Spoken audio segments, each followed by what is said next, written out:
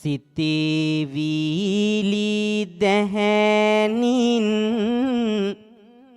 අවදි කරන්න පරිසරයට ඔබේ සුවඳ දැනෙන්න කවි භාන නද දස දෙස පැතිරෙන්න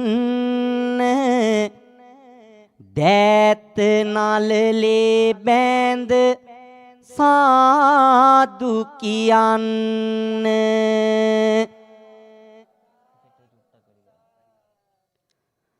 සන්තානයේගි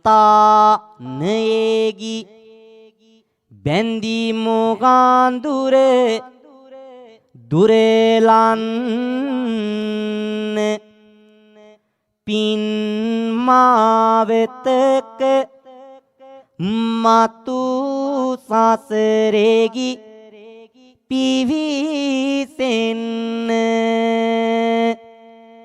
තුන් සිත පගාද ගන්නේ අන් මගකින් පින්වත් සියලු දෙන දැන් පන්සිල් ගන්න බුද්ධං සරණං ගච්ඡාමි ධම්මං සරණං ගච්ඡාමි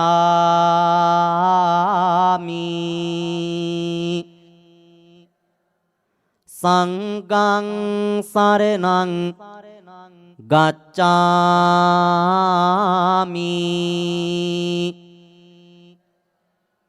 ဒုတိယံ පි බුද්ධං සරණං ගච්ඡාමි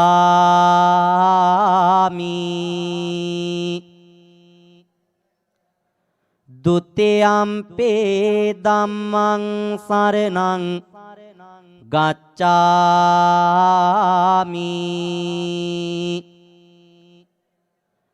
ဒုတိယံ පි සංඝං සරණං ගච්ඡාමි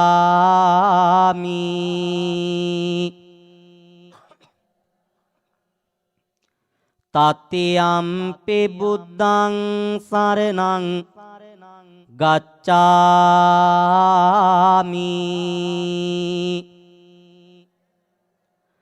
တတိယံ පි ධම්මං සරණං ගච්ඡාමි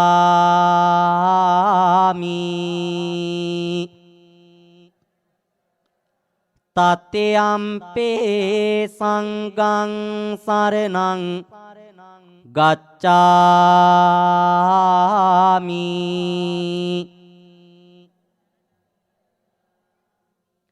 สารณักเมนังสัมปุณนังปานาติปาตาเวรมณีสิกขาปดังสมาธิยามิ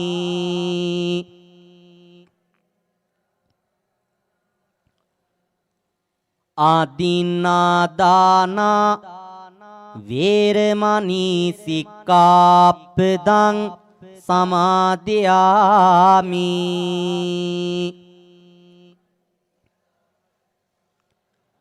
กามิสุมิจฉาจาราสุนเดรกุกุนเนเวපරිසරයේ සිපි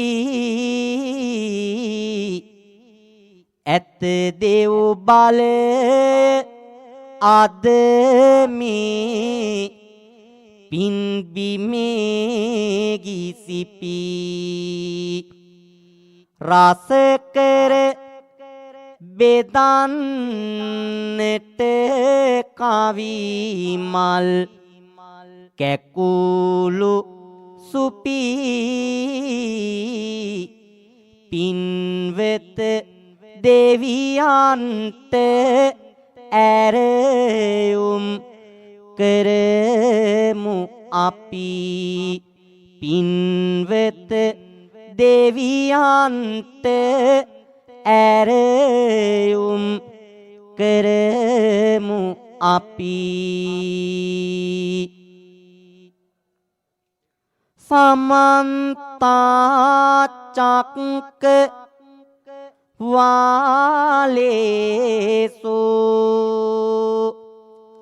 අත්‍රා ගච්ඡන්තු දේවතා සද්දම්මං මුනිරා ජස්ස සුනන්තු සග්ග මොක්කදං ධම්මස් ශාවන කාලෝ අයං බදන්තා ධම්මස් ශාවන කාලෝ අයං බදන්තා ධම්මස් ශාවන කාලෝ අයං බදන්තා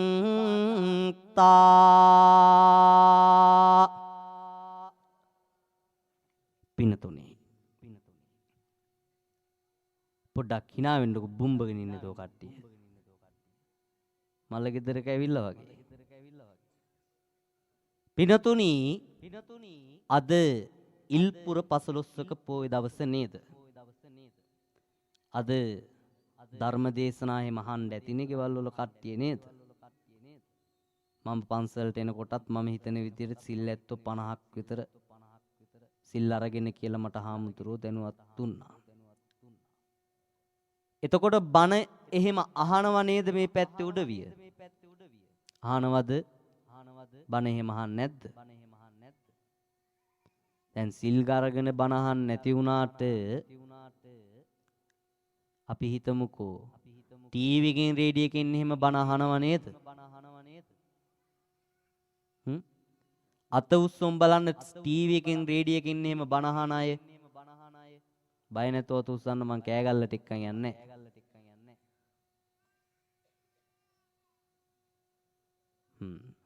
ලොකු පිරිසක් ඉන්නව නේද එහෙනම් ඔන්න මගේ පළවෙනි ප්‍රශ්නය බණ අහනකොට ආනිසංස කීයක් ලැබෙනවද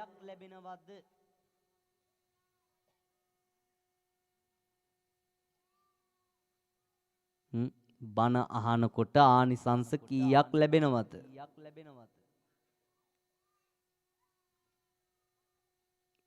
ඔන්න අපේ බණ ඇහිල්ල හැබැයි අම්මලා ඔක්කොටම කලින් නිවන් නම් දකින්න කල්පනාව බණ අහනකොට ලැබෙන ආනිසංස කීයද කියලාවත් තාම අපි දන්නේ නෑ නේද දන්නවද නෑ නේද පින්නතුනි බණ අහනකොට ආනිසංස 5ක් අපට ලැබෙනවා කීයක්ද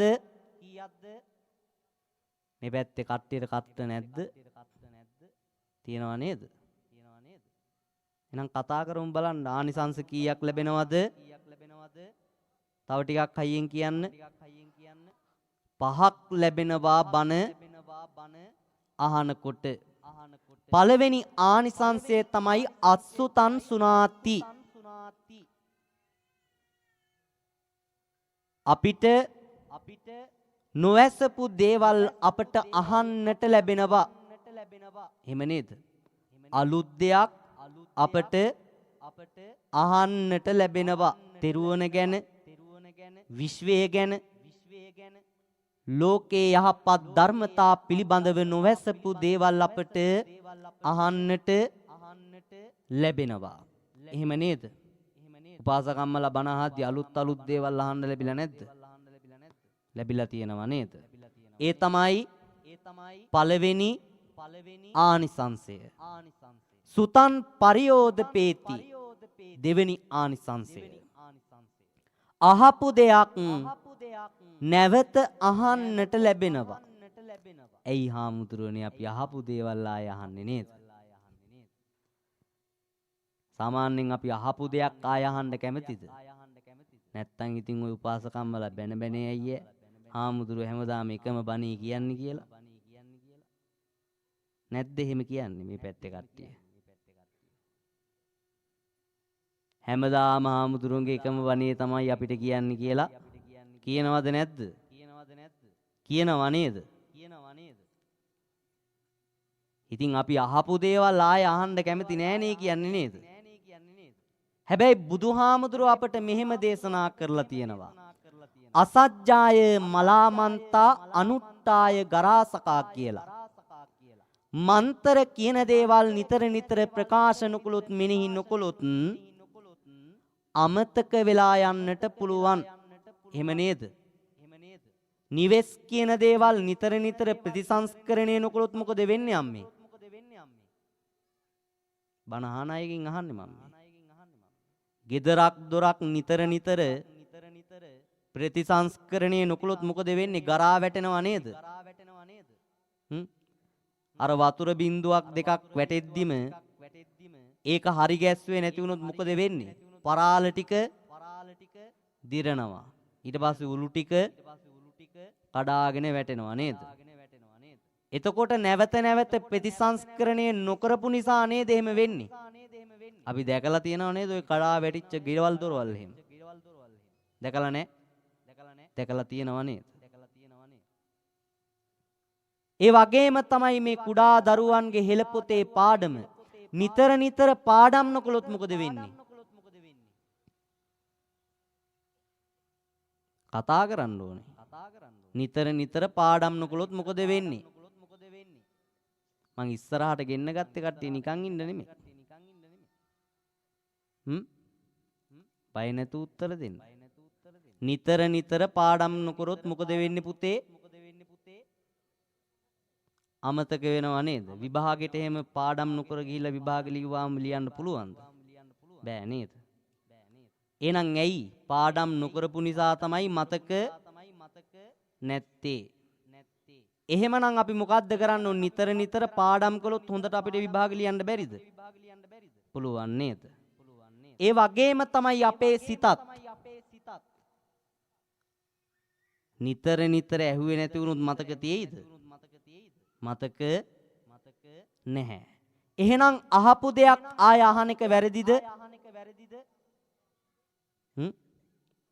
නෑ නේද? මතකේ තියාගන්න නම් අපි අහපු දෙයක් ආය අහන්නට ඕනේ. ඒ තමයි දෙවෙනි ආනිසංසය. සුතං පරියෝදපේති. අහපු දෙයක් නැවත අපිට අහන්නට ලැබෙනවා. ඒ වගේම තමයි පින්වතුනි තුන්වෙනි ආනිසංසය කංකං විතරති. ධර්මයේ පිළිබඳව සැකයක් තිබ්බොත් ඒ සැකය දුරු කරගන්න පුළුවන්කම ලැබෙනවා. මොකක් නිසාද? ධර්මය ඇසීම තුලින්. ඒ තමයි තුන්වෙනි ආනිසංසය. හතරවෙනි ආනිසංසය දිට්ඨින් උජුන් කරෝති. දැන් ධර්ම දේශනාවකට හාමුදුරුවෝ නමක් වැඩම කරලා ඔබට කියා දෙන්නේ මොකද්ද? හොඳ නරක ගැන නේද? මේක හොඳයි මේක නරකයි කියන දේ නේද අපි ඉගෙන ගන්න. හොඳින් ජීවත් වෙන්න ධර්මය අවබෝධ කරගන්න නේද අපි බණ අහන්නේ. එහෙමනම් අපේ දැක්ම මොකක්ද වෙන්නේ? නිවැරදි වෙනව නේද? එහෙනම් හතරවෙනි ආනිසංසයේ පින්වතුනි අපේ දැක්ම අපිට නිවැරදි කරගන්න පුළුවන්කම ලැබෙනවා. පස්වෙනි ආනිසංසය මේක තමයි අමාරුම දේ. චිත්ත මස්ස පසීදති. එහෙමෙහි සැරිසරන සිත පහදා ගන්නට පුළුවන්කම ලැබෙනවා. මේ ආනිසංස පහ ලබන්නට නම් ඔබ කුමක්ද කරන්නට ඕනේ? මොකක්ද කරන්න ඕනේ මේ ආනිසංස පහ ලබා ගන්න නම්? බණ ඇහුවාම ඇතිද? පිළිපැදුනහමත් ඇතිද? ඔක්කොටම කලින් කරන්නත් තව එකක් තියෙනවා. මොකක්ද? හරියට බණ අහලා ඉන්න ඕනේ නේද? කොහොමද අපි බණ අහන්නේ? සිත, කය, වචනය සංවර කරගන්න ඕනේ නේද? සිතත් සංවර කරගන්න ඕනේ, කයත් සංවර කරගන්න ඕනේ, වචනයත් සංවර කරගන්න ඕනේ. දැන් මෙතන ඉන්න පින්වතුන්ගේ සිත තියෙන්නේ කොහෙද මුලින්ම? අද ඉතින් මෙතන මේ පුටුවට වෙලා ඉඳගෙන හිටියට අපරාධෙ ගෙදර තිබ්බ ටෙලිවිෂන් ටික නේද අද? එහෙම හිතුවොත් බණ අහලා වැඩක් තියෙයිද? වැඩක් නෑ නේද? එහෙනම් සිත තියෙන්න ඕනේ කොතනද? මෙතන. ඒ වගේම තමයි කය. අපි කයිනුත් සංවර වෙන්න ඕනේ. තේරුණාද? කුඩා ළමයි අහගෙන නේද ඉන්නේ? කයිනුත් සංවර වෙන්න ඕනේ. එහෙනම් තට්ටු බට්ටු දාන්න බෑ. රණ්ඩු කරගන්න බෑ. අනිත් කෙනාටත් බන අහන්න පුළුවන් වෙන විදියට හැසිරෙන්න ඕනේ නේද? නැත්තම් අහන කෙනාටත් බන අහන්න පුළුවන්ද ළඟ ඉන්න කෙනාට ඇඟිල්ලෙන් අනින්න කරන්න ගියොත්? බෑ නේද? එහෙනම් මොකද්ද කරන්න ඕනේ? කයිනුත් සංවර වෙන්න ඕනේ. පාඩුවේ ධර්ම දේශනාව ශ්‍රවණය කරන්න ඕනේ. ඒ වගේම තමයි පින්නතුනි වචනය. වචනිනු සංවර වෙන්න ඕනේ. කෑකෝ ගහන්න සද්ද බද්ද කරන්න බෑ. මම අහන ප්‍රශ්න වලට පමණක් උත්තර ලබා දීලා අනිත් දේවල් වලදී මොකද කරන්න ඕනේ? නිහඬව නිශ්ශබ්දව ඉන්නට ඕනේ. මේ කාරණා තුන සපුරනවා නම් ඔබට අර සියලු දානයන්ගෙන් අතර උතුම්ම දානය වන ධර්ම දානමේ පින්කම සිදු කරගන්නට පුළුවන්කම ලැබෙනවා. එහෙමනම් පින්වතුනි සියලු දෙනාම සාදුකාරයක් ලබා දෙන්න.